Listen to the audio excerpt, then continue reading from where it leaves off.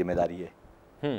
اگر مرض آیا ہے تو اس مرض کا علاج ہمارے اپنے اندر موجود ہے۔ ٹھیک ہے۔ جب ہم اس لیول پہ جاتے ہیں جسے ہم عام طور پہ روحانی لیول کہتے ہیں، جبکہ روحانی لیول کہہ کر اس کو الگ نہیں کرنا چاہیے، یہ تو ہمارا اوڑھنا اور بچھونا ہونا چاہیے۔ صحیح کہ ہم کسی مشکل میں ہیں تو معوذتین پڑھتے ہیں، قل اعوذ برب الفلق اور قل اعوذ برب الناس پڑھتے ہیں، یہ سارے اور اس کے اثرات جسم پر بھی ہوتے ہیں، پڑھتے ہیں، یعنی کہ لطافت سے کثافت کی طرف اثر پڑتا نظر آتا ہے۔ صحیح، یعنی کہ بچے اگر ڈسٹرب ہیں تو قرآن کی مخصوص آیات یا آپ بالکل 100% فرما رہے ہیں کہ میرے مشاہدے میں بھی یہ چیزیں بات ہے یقیناً، کیونکہ ہم جانتے نہیں یا ہمارے معاشرے میں اس کی ترویج نہیں ہوئی، تربیت دینے والوں نے تربیت نہیں دی، لینے والوں نے اس کو قبول نہیں کیا، تو ہم بھی ایک معلق قوم ہو کر رہ گئے۔ فارسی ہمارے ہاں ایک پاکستان میں خاص طور پر فارسی بولنے والے سمجھنے والے بہت کم لوگ ہیں، آپ نے کیسے دسترس حاصل کی اس میں؟ اب تو پڑھائی بھی نہیں جاتی ہمارے ہاں۔ اب تو پڑھائی نہیں جاتی، یعنی کہ جب ہم بہت چھوٹے ہوتے تھے، اسکول کے زمانے میں 70s کی دہائی کی بات ہے، تو ہم ایک لفظ سنتے تھے، اس میں یہ کہا جاتا تھا کہ پڑھو گے فارسی بیچو گے تیل۔ بڑی حیرت ہوتی تھی کہ فارسی پڑھنے والے کو کیا نوکری بھی نہیں ملے گی، تیل بیچے گا وہ؟ تو جبکہ ہمارا سارا کا سارا اثاثہ، ہمارے سارے اسلاف کی کاوشیں اور کوششیں، چاہے وہ جامی کی ہوں، رومی کی ہوں، رازی کی ہوں، سعدی کی ہوں، کسی کی بھی ہوں، وہ فارسی کلام میں ہے۔ قرآن، فارسی اور پھر ہمارا ادب، اگر ہم چینلائز ہو جائیں گے تو ہم آج بھی دوبارہ بلندی حاصل کر سکیں گے۔ ایگزیکٹلی، کیا وجہ ہے کہ آج فارسی بولنے اور سمجھنے والے ناپید ہو گئے۔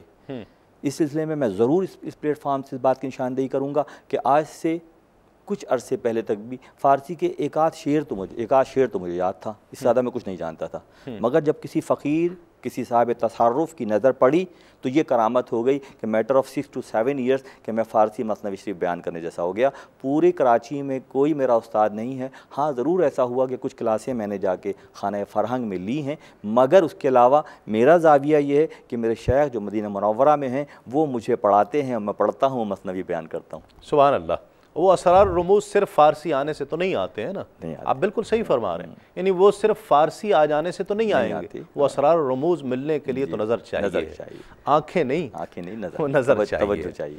یہ چند سوالات میں ڈاکٹر صاحب اپنے ہر مہمان سے کیا کرتا ہوں۔ اسلام ایک مکمل ضابطہ حیات ہے اور آئینہ دیکھنے تک کے آداب سکھاتا ہے۔ آپ کیا سمجھتے ہیں نماز، روزہ، حج، زکوٰۃ فرائض ہیں، سنن ہیں، واجبات ہیں، اخلاق کی تعلیم، اس دور کی سب سے اہم ضرورت کیا ہے؟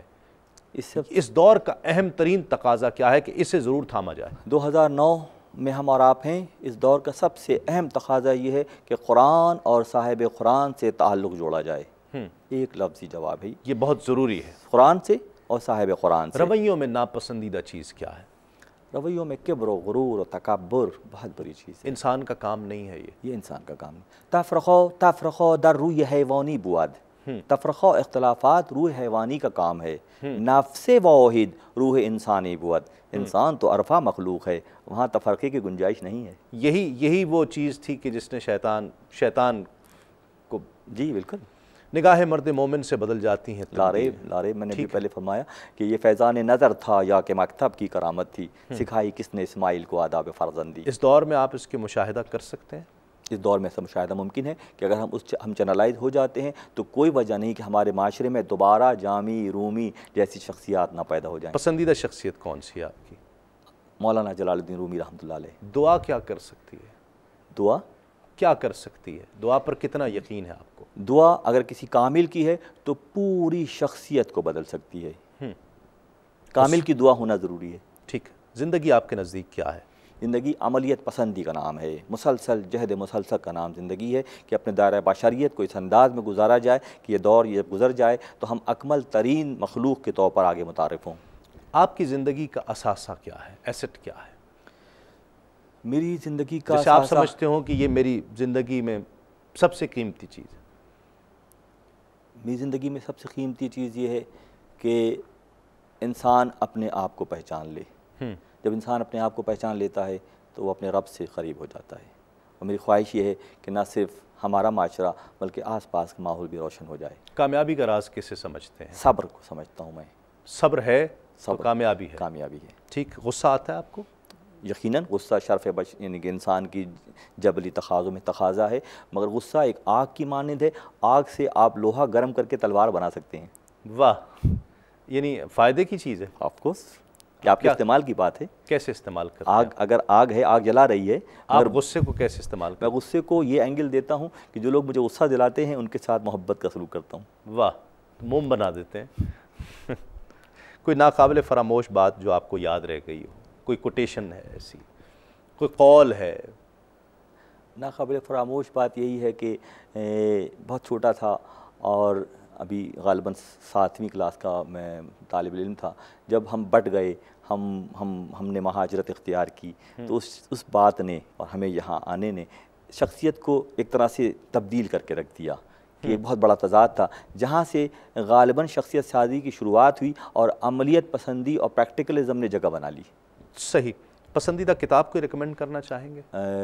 حضرت مولانا کی مثنوی شریف, اس کو پڑھا جائے. پسندیدہ شعر کوئی سنانا چاہیں گے؟ چوں خدا خواہد کہ ماں یاری کند, جب اللہ چاہتا ہے کہ مجھ سے دوستی کرے.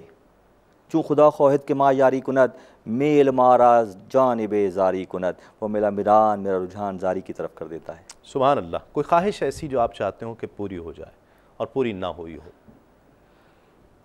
اللہ تعالیٰ نے بہت نوازا ہے, بہت سی نوازشات ہیں, بہت بڑا حلقہ ہے جو محبت کرتا ہے, اور میں سمجھتا ہوں کہ خواہشات کا کم ہی ہونا بہتر ہے. چہرہ شناسی کوئی فن ہے؟ بالکل ہے, اس لیے کہ جو چہرہ ہے وہ اندر کی تصویر کا غماز ہے, انسان کے اندر جو ہوتا ہے. آپ پہچان لیتے ہیں؟ الحمدللہ ثم الحمدللہ. کتنا پرسنٹ یہ ٹھیک رہتا ہے؟ ہر شخص بولتا ہوا نظر آتا ہے. اس کی چہرے کی بناوٹ, اس کی پیشانی کی کشادگی یا تنگی, اس کی آنکھوں کی بناوٹ, اس کے ناک کا جو شیپ ہے, وہ اس کی تمام شخصیت کی عکاسی کرتا نظر آتا ہے. ٹھیک, وہ بتا دیتا ہے الحمدللہ کہ جھوٹ بول رہا ہے یا سچ بول رہا ہے. جی ایسا ہی ہے, لگ جاتا ہے. ایسا ہی. ڈرتے ہیں آپ؟ ڈر بھی ایک انسانی جبلت میں شامل ہے, مگر خشیت اللہ سب سے آسن ہے. خدا کے سامنے کھڑے ہونے کا ڈر جو ہے یہ سب سے اچھا ڈر ہے. روتے ہیں؟ جی, ظاہری جو ہے وہ بندے کو رب سے قریب کرتی ہے. کیا چیز رلاتی ہے؟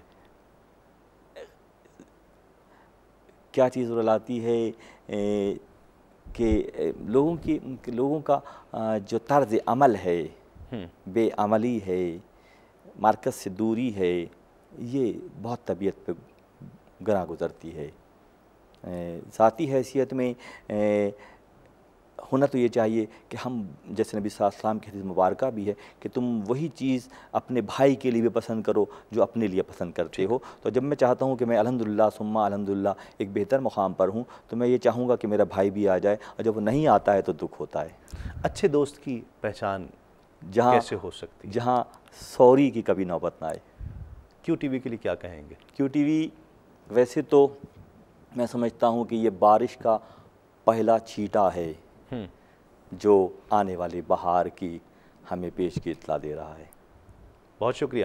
جزاکم اللہ. آپ تشریف لائے, بہت نوازش, بہت خوشی ہوئی. جزاکم اللہ. ڈاکٹر قاضی برہان الدین صاحب ہمارے ساتھ تشریف فرما تھے, اور یقیناً آپ بھی بہت لطف اندوز ہوئے ہوں گے, آپ بہت مستفید ہوئے ہوں گے ان کی گفتگو سے. کچھ لوگ ایسے ہوتے ہیں کہ جن کے آنے سے اس ایوان میں رونق ہوتی ہے, اور ہر مہمان کے آنے سے رونق ہوتی ہے, لیکن کچھ ایسے ہوتے ہیں کہ جن کے آنے سے وقت کی کمی کا احساس ذرا شدت سے ہونے لگتا ہے.